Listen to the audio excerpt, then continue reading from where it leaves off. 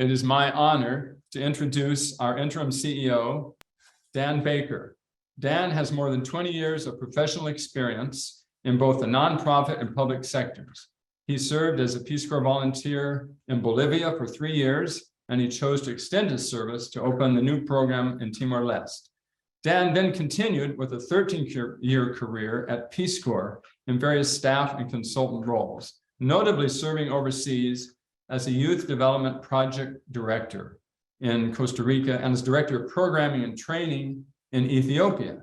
He served in acting leadership positions in many countries, so he is very well prepared for this interim role. He concluded his time at Peace Corps headquarters as Chief of Programming and Training for the Africa region. Dan served as a project director and senior technical advisor for youth development at IREX, an international nonprofit working out of Washington, D.C., where he led a USAID-funded project working with political leadership in Guatemala to improve the organization's approach to working with youth around the world and to ensure their inclusion in programming and policies that affect their lives. And it's really an honor for me to introduce Dan at this point. And I'm very impressed in the short amount of time we've been working together that Dan is a very able leader of his group, and it works very closely with the board. And I'm looking forward to a good time of working together. So thanks a lot, Dan, for being here. Thanks a lot, John. I really appreciate John flying in from San Diego to be here in person, shoulder to shoulder, quite literally, in the same Zoom box. Good afternoon, ladies, gentlemen, friends of Peace Corps, and really thank you for being here today and spending a large chunk of your Saturday afternoon or morning, depending where you are, with us for the annual general membership meeting. A lot of information was just shared in John's intro, and I just want to say from the top that I'm really excited about this program we have for you today. Those of you who have been around NPCA Peace Corps Connect meetings for a while now might remember the annual general membership meeting is really a quick bureaucratic meeting tied to the Peace Corps Connect conferences. And to entice you into our meeting today, our virtual meeting today, we've created more of a program than we normally would, and a lot of exciting updates, especially from our advocacy team and our communications team. But I really look forward to sharing with you, and definitely stay tuned for the keynote address at the end from Becca Sharp. We're really lucky to have her today, and I'm especially looking forward to the breakout conversations when we'll have an opportunity to interact with you. And skimming through the registration list today, I feel like I have a connection with, seems like most people on the call today, but if you'll excuse me, I'll just give a brief reintroduction of myself. I began my Peace Corps journey in the high plains of Bolivia in 1999 as an idealistic 22-year-old. I didn't know much about Peace Corps when I applied and didn't really know anyone at the time who had served. And for me, Peace Corps was essentially a well-respected vehicle where I could find an opportunity to gain some skills, satisfy my travel curiosities and curiosity about a wider world, and maybe make a difference. This was meant to be a 2-year detour on a very different path. But as you heard from my bio, things changed for me. Peace Corps changed me, and in many ways, Peace Corps ended up becoming my life. I'm one of those very lucky Peace Corps lifers. And why have I been around that long? The single most important and significant thing that has kept me around the mission for so long is the people that make up our community. The one thread that I see that really unites us, in addition to the bridge building and social justice that we also care so passionately about, is how much we care about improving Peace Corps itself. Peace Corps has been a work in progress for 61 years.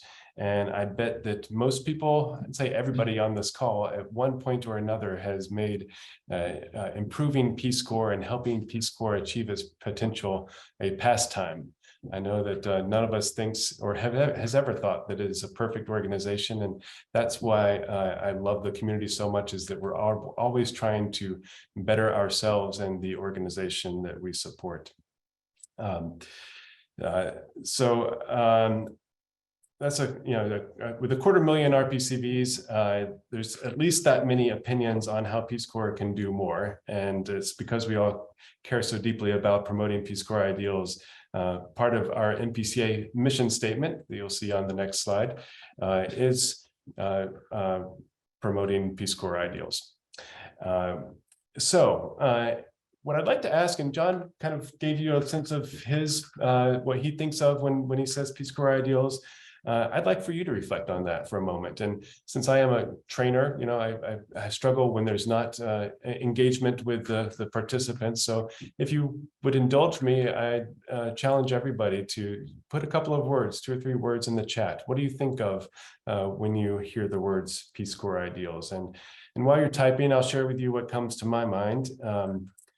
I think of the 2 flags that my RPCV Jamaica wife has in her DC public schools classroom. The first flag that faces her students reads, "Abide no hatred." The second flag that faces her reads, "Practice radical empathy." With thanks for these slogans to the Bitter Southerner magazine, I would like to suggest that abiding no hatred is something we can, as a Peace Corps community, all kind of agree on. And Peace Corps is nothing if not an opportunity for us to practice radical empathy.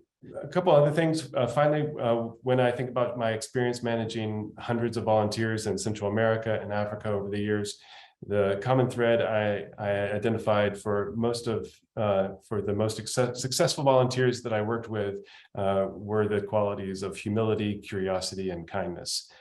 And a good sense of humor doesn't hurt either. So looking at the chat briefly, life-changing grassroots ambassadors. Thank you, Caroline. Service, respect for human dignity. Thank you, Anna. These are, I feel like these are things that I want to look at later on. At NPCA, we're often talking about the Peace Corps ideals and challenging ourselves. What do we mean when we say Peace Corps ideals? And it's really an evolving discussion, and we push ourselves to model our behavior and our work on those ideals. So thanks again to everybody who added their vision of Peace Corps ideals in the chat.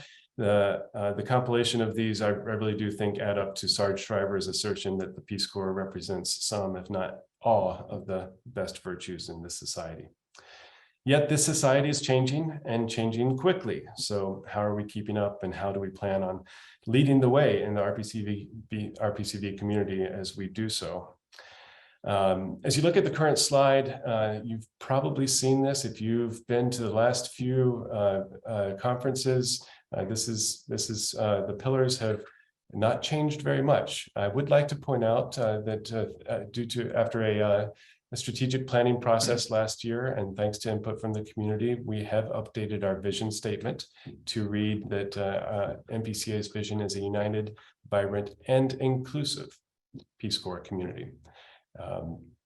And the pillars, while they've adjusted slightly, you see how they've been written essentially the same across the years. I'd like to bring them to life for you a little bit more.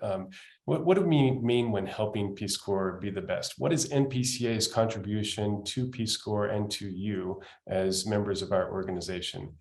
We are really thrilled about the advocacy work that we've done, especially in the last 6 months, and even more especially in the last week. We've got some exciting updates to share with you, and more requests for you to get involved. A lot of the work that we'll be celebrating is based on you. And if you'll recall, in 2020, in the summer, we held a series of 8 town halls on different subjects and themes. From those town halls, we generated the Peace Corps Connect to the Future report, using your voices to guide this organization and the Peace Corps agency on how to improve and re-engage for the future.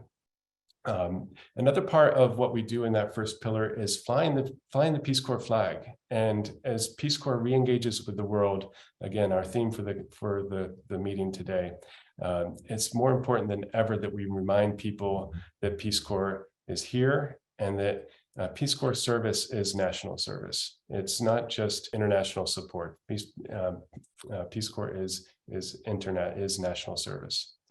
With our second pillar, empowering Peace Corps the Peace Corps community members to thrive, that has changed a lot in the last 2 years since the evacuation, as we launched the Global Reentry program, which I was brought on to support in support of RPCVs coming back from service. And Jodi Hammer will tell you a little bit more about this program, but we really have made a difference in the lives of many of the evacuees, but also volunteers who served many years or decades ago. We support our membership under this pillar. We engage to the extent possible. And as of this year, we are adding a diversity, equity, and inclusion component to this pillar so that we become the community where all volunteers, no matter age, ethnicity, race, or religion, feel like they have a place where they belong. Finally, when we say that we amplify the Peace Corps community's social impact, what we're talking about there are our service opportunities for return volunteers through our emergency response program, our community fund, and strengthening the affiliate groups that they can also become a part of. So I'll just tease you a little bit more with the advocacy pillar. We'll hear a lot more from Joel, Jonathan, and Miriam later on. Another thing I did want to just briefly update you on for strengthening Peace Corps and telling our story is the domestic dividend survey that we launched this time 1 year ago. I hope that many of you remember this. It's a bit long, the survey that we asked you to complete, probably took you a little bit of time. And we're happy to say that we got over 4,000 responses. The two questions that we were trying to answer in that survey was how Peace Corps, how the experience changed you and your professional future, and what did Peace Corps do to contribute to your social impact later on in your careers. The domestic dividend, I think many of you will recall the term, was suggested by Sergeant Shriver in advocating for a Peace Corps, and that there would be much more than a benefit to the countries where we worked and for the volunteers who serve, but that the average American taxpayer would also have a return on investment, so to speak, as they returned from service and help our country engage with the world. There's a further report coming soon. We were delighted. There's some conclusions that we're going to be happy to share with you. I don't think they're very surprising from what we expected, but it does help us strengthen the argument that we make as we advocate for a stronger Peace Corps, that there is indeed a domestic dividend to having a Peace Corps as part of our national service opportunities. I'd like to briefly just really thank the task force members, in particular, Dick Pyle and Janet Curley, who have led the way. We were really blessed to have a great team of faculty at Michigan State University who helped run and analyze the survey, and also would be remiss in not thanking Randy Adams and Art Flanagan, who have helped with a lot of the writing of the report that you will hopefully have an opportunity to read later on. Within our second pillar, I would like to talk about our membership engagement.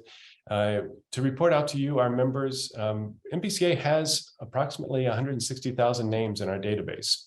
We know that about 70,000 of you are receiving our communications and with our newsletters and email campaigns. However, only about 19,000 of those are active members. That means you're going back into our system and renewing your membership on even if it's a free membership, on a yearly basis. So a couple of years ago with our Peace Corps Community Connect project, we began an initiative to bring more, to identify the gap there, those 90,000 people, and find their contact information so we can re-engage with them. And we have seen some good growth in the last couple of years, aided by technology, and we're hoping to grow our membership by another 5,000 members this year.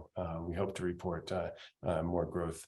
I would like to point out that as of last year, about 24% of our members were also NPCA donors. That number is much less as a percentage of the RPCV population. I think a university would not be very pleased with those numbers as far as members engaging and supporting their alumni association financially, but we'll get into that a little bit more later. Okay.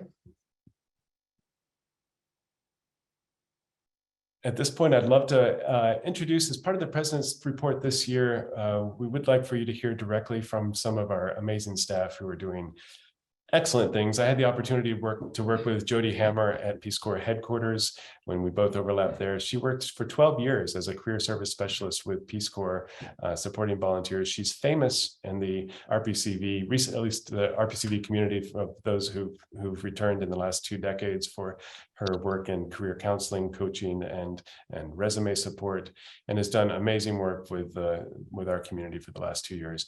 And she'll tell you a little bit more now about the Global Reentry program. Jodi?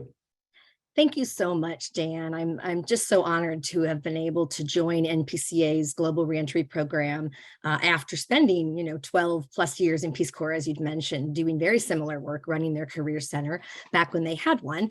And I'm thrilled to be on board here and to be here from the beginning. Global Reentry was launched in 2020 with the mission to really support RPCVs from recently returned, just getting back, who needed job search assistance and such, to those who've been back much longer in a variety of other ways as well, professional development, connection, things like that.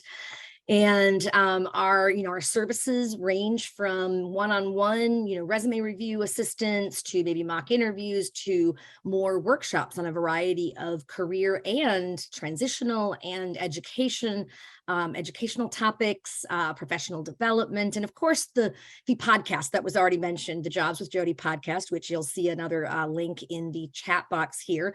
We are just in the process of adding, it should be live by Monday if it's not beforehand, a podcast featuring John, the meet and greet, so you can learn more about our new board chair. So lots of great things there, and I've really enjoyed working with those. This slide actually shows you the 4 different pillars, as we call them, and we work hard to provide programming in each of those different areas. Of course, our first priority when we came into being was the evacuees. It was right when COVID hit.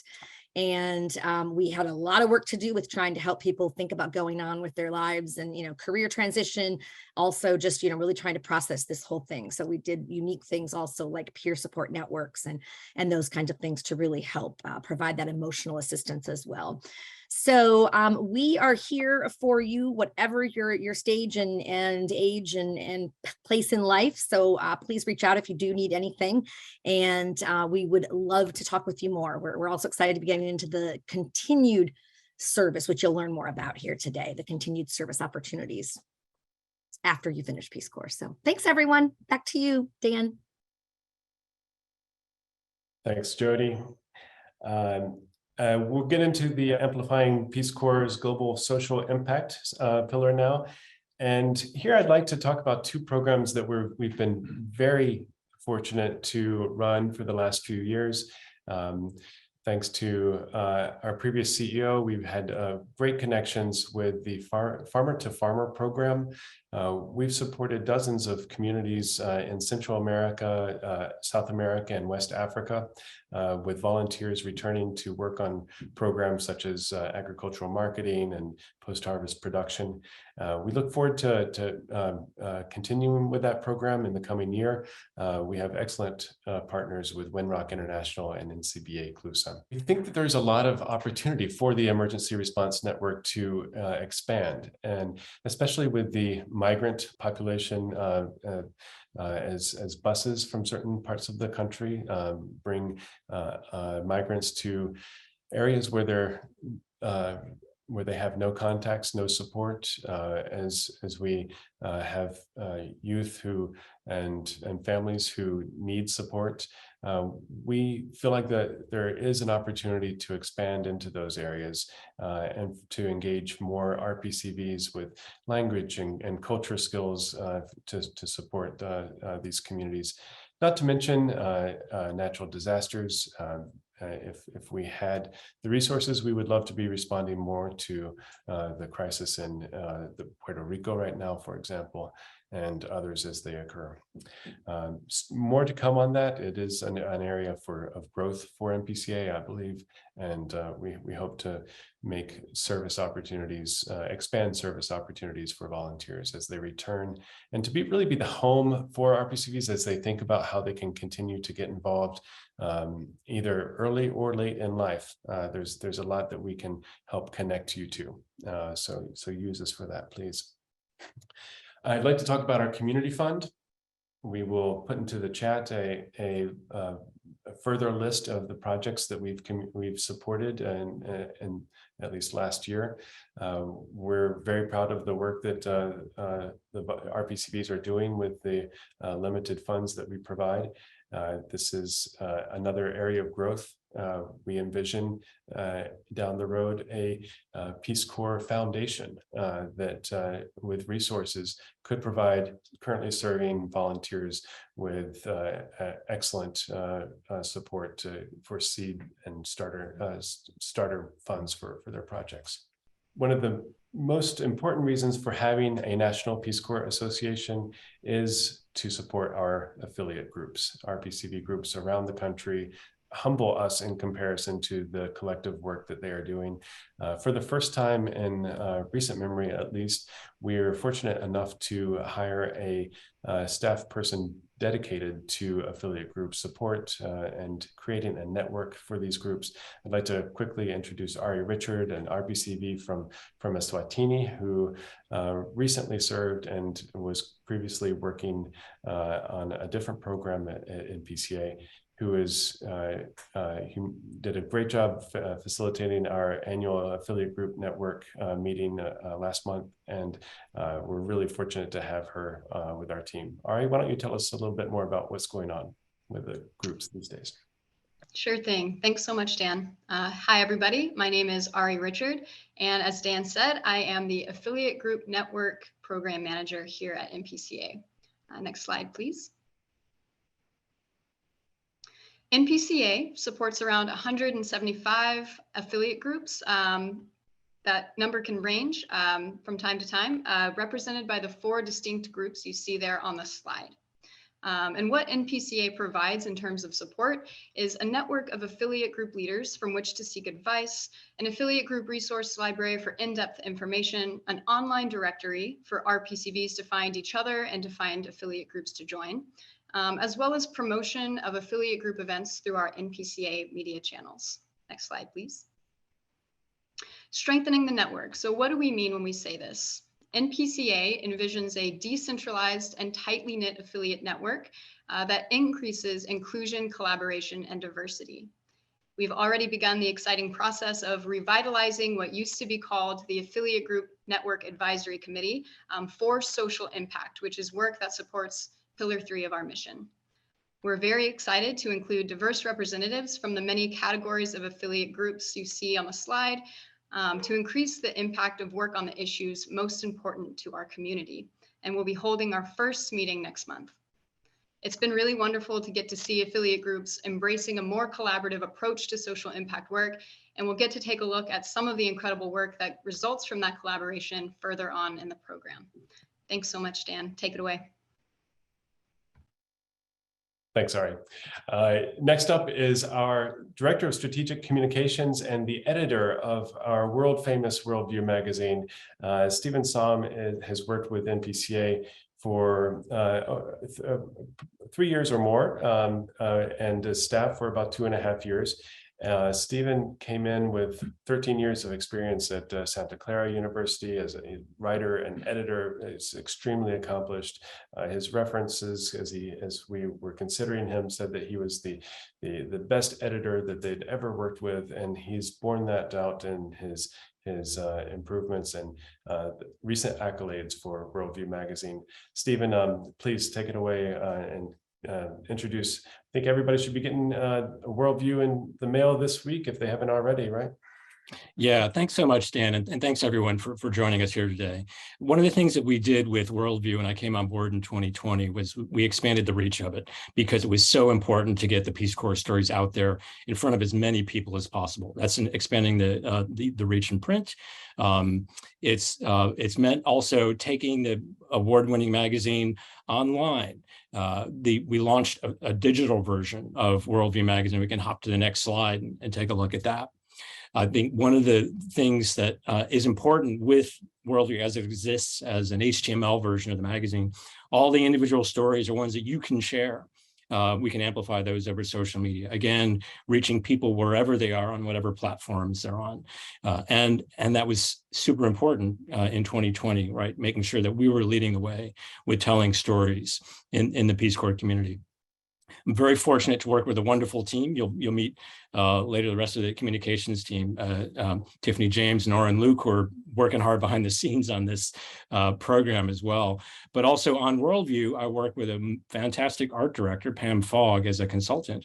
And thanks to Pam, for the second year in a row, WorldView magazine has won a national award, an Ozzy Award for the best cover for a magazine, part of the Folio Magazine Awards that recognize excellence in publishing, in editorial and design across the country and internationally.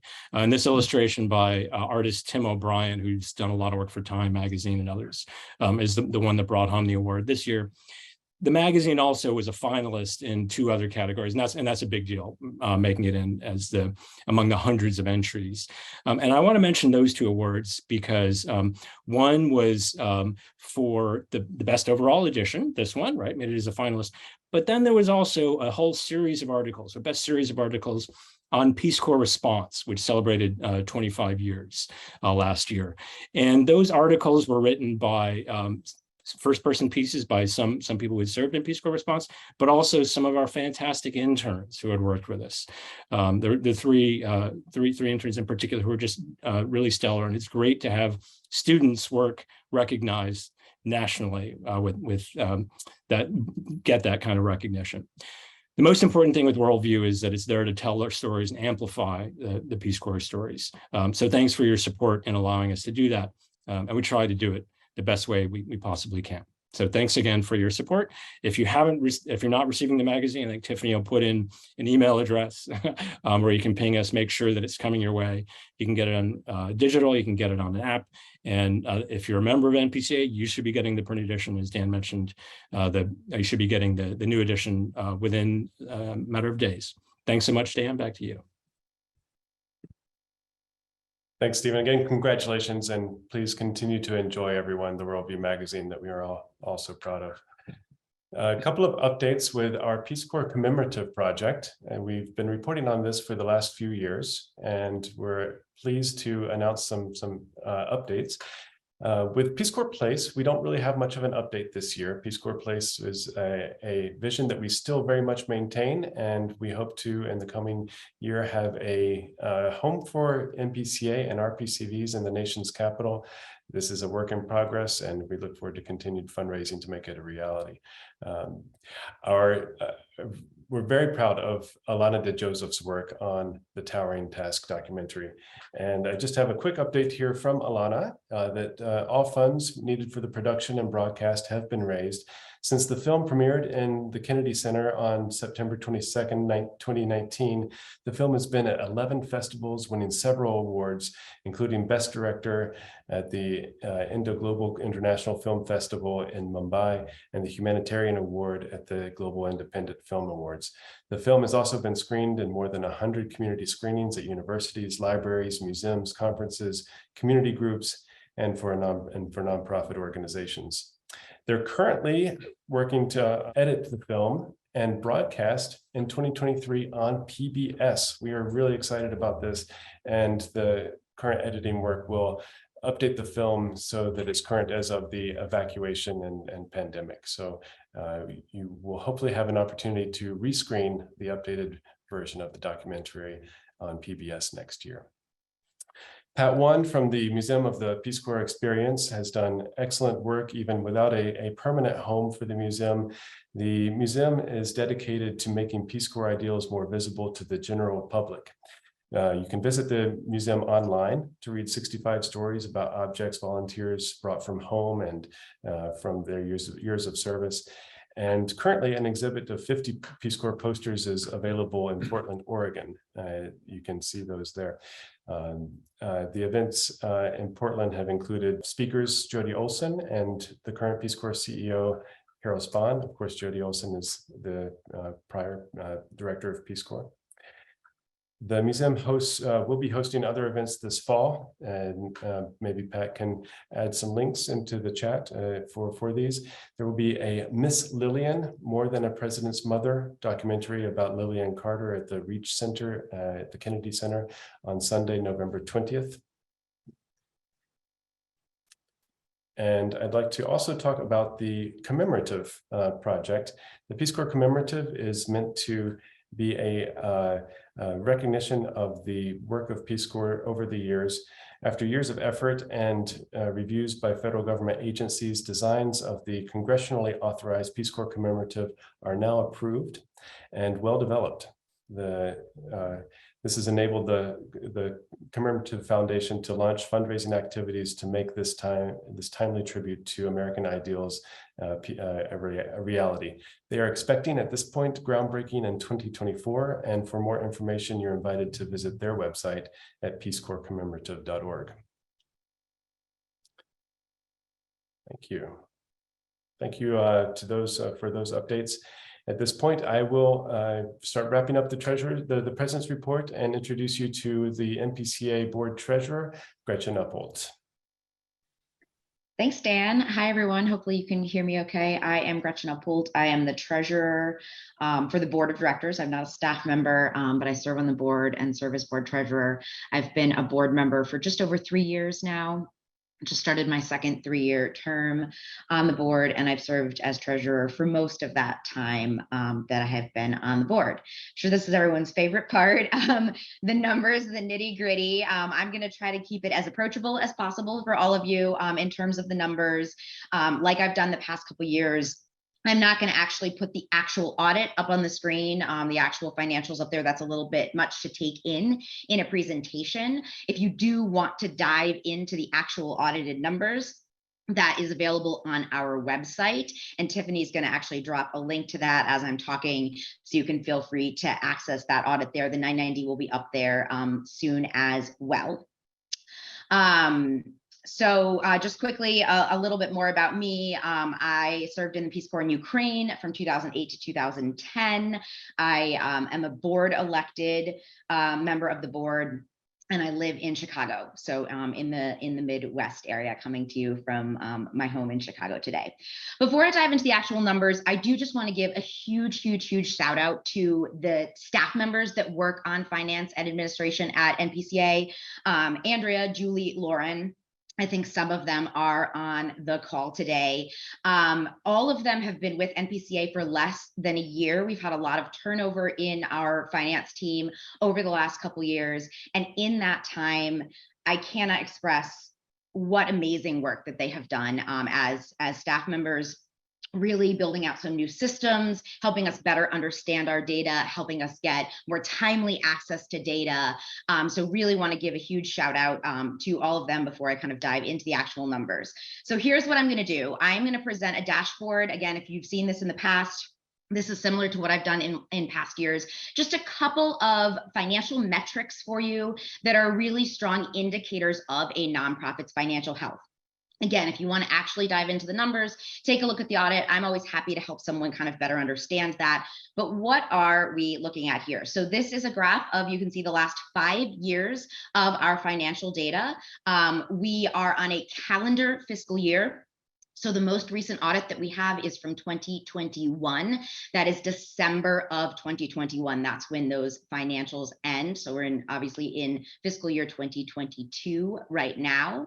So you can see those numbers there. A couple just things, some of you may know this already, but I want to make sure we're kind of on the same page in terms of how we're using language here. You see operating results listed up here. So operating results for a nonprofit organization is essentially its unrestricted revenue or revenue without donor restrictions less its expenses. So what I mean by that, unrestricted revenue is revenue that comes in the door, kind of saying, do whatever you want with this, use it in the best way that you see fit, as opposed to restricted revenue that comes in the door either with the donor saying, I want you to use this for a specific purpose or a specific program, or perhaps it's permanently restricted. Sometimes we also have some permanently restricted. Many of you are probably aware of some of those funds that we have as well, meaning we cannot touch the principal of those permanently restricted. So just making sure we're all on the same page here. The data that I'm presenting here in front of you is our operating results. So our unrestricted revenue less our expenses. You can see here that we were kind of holding pretty steady. The actual numbers you can see at the bottom of the screen, because I know it's hard to see in the graph, running some small surpluses for a few years. We had a large blip in 2020. I'm going to talk about that a moment. And then we did run a loss last year in 2021. So you can see both 2020 and 2021 look a bit like an anomaly here. One of the reasons that there is an anomaly there is we did have a large gift that was given to us in 2020, about $250,000.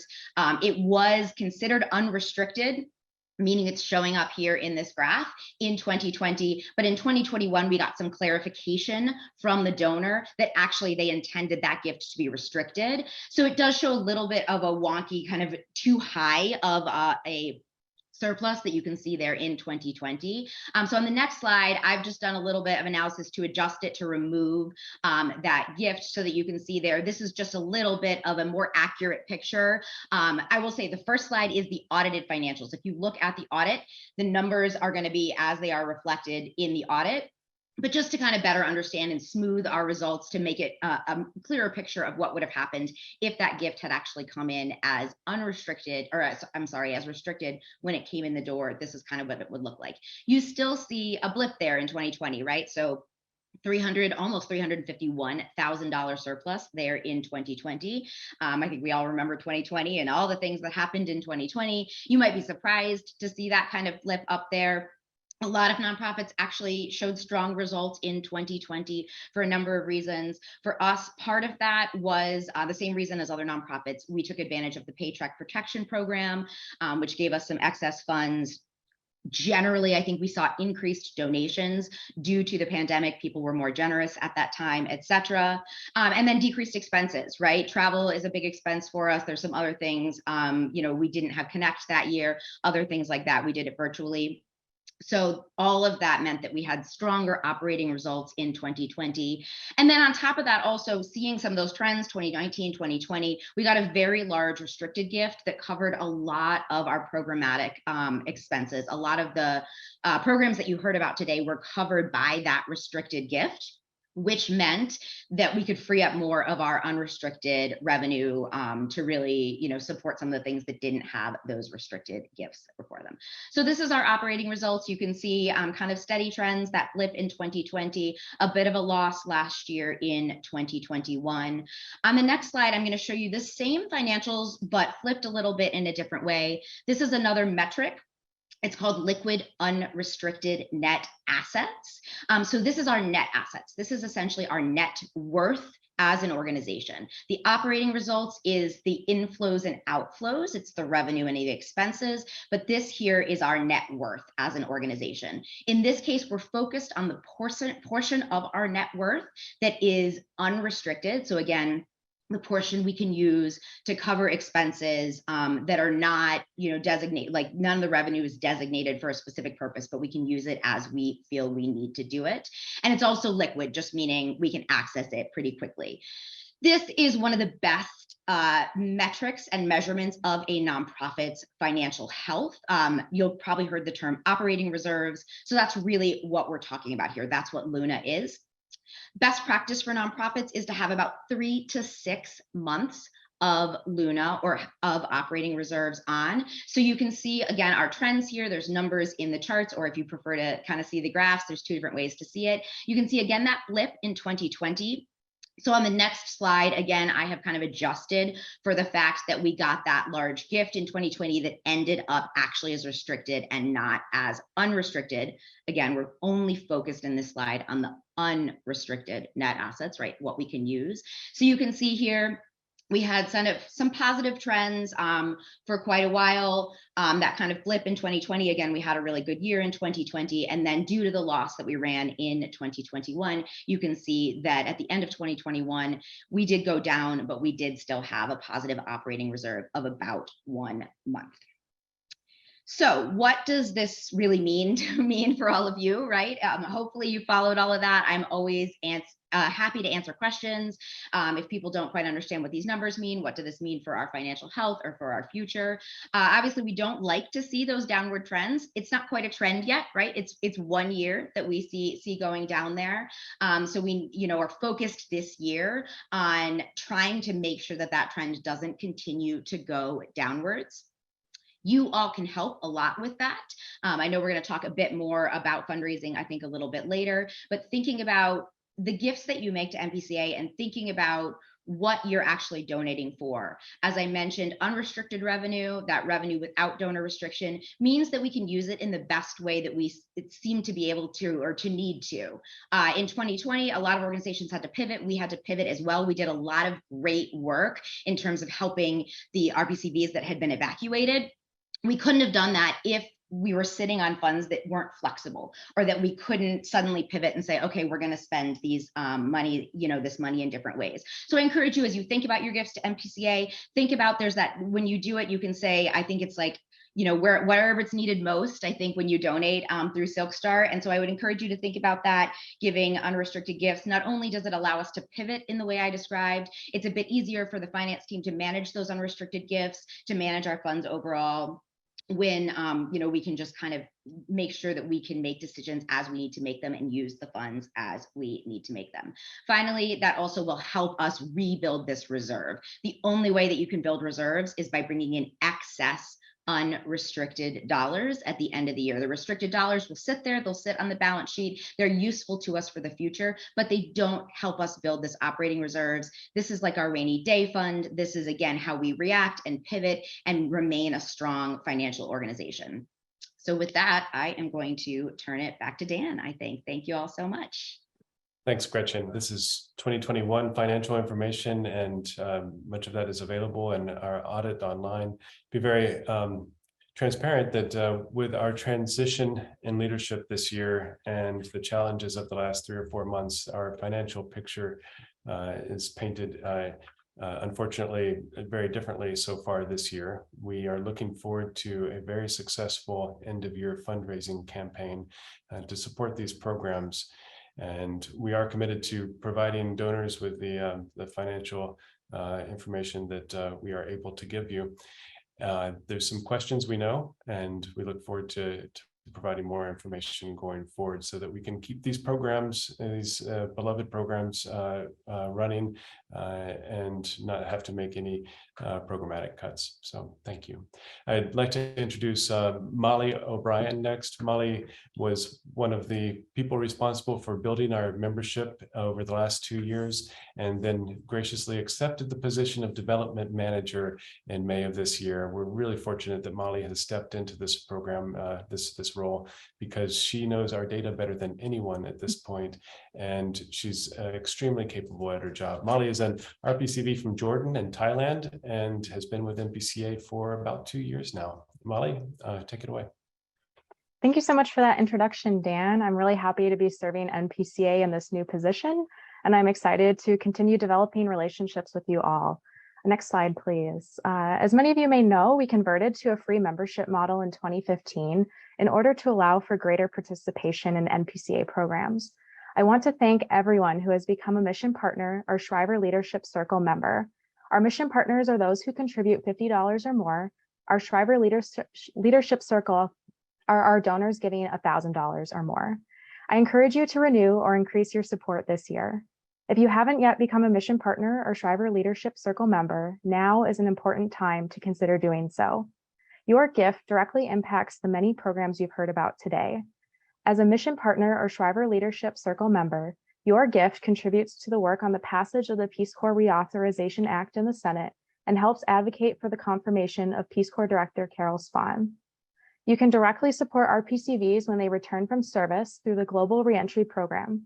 You can make a difference in our work with the 175 plus affiliate groups, their social impact initiatives, and the affiliate group network strengthening.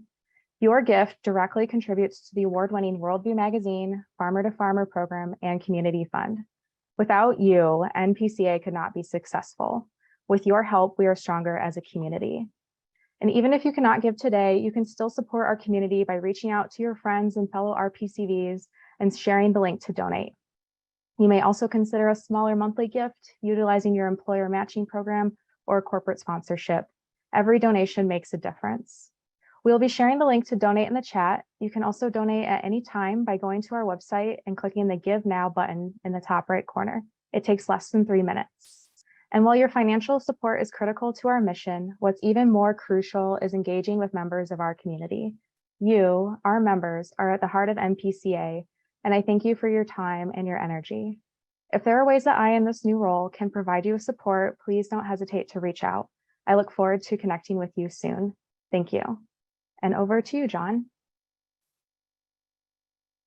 Thank you very much, Molly. And we go on the next slide. I'll go very quickly, and I know everybody else who's still on the program is going to have to shorten their comments a little bit so that we can honor our members' time. But you can see here the full staff that we have. They're also operating with some vacant positions, which is economically important right now. And so we need to express our appreciation to them for doing all of the work they're doing. Most of the people you see up here on advocacy and other areas, fundraising and so forth, and communications, you will see, but some people are behind the scenes that you don't see as often. And just want to call out Tiffany James, who's also works on WorldView magazine and other things, and Orrin Luc is who's behind the scenes. And then the operations finance team, you heard from the treasurer, but we have Andrea Dickerson and Julie, and also Lauren, who helps us out. So we really appreciate the work that they're all doing. And we obviously couldn't do any of this without the real strong work that they are doing.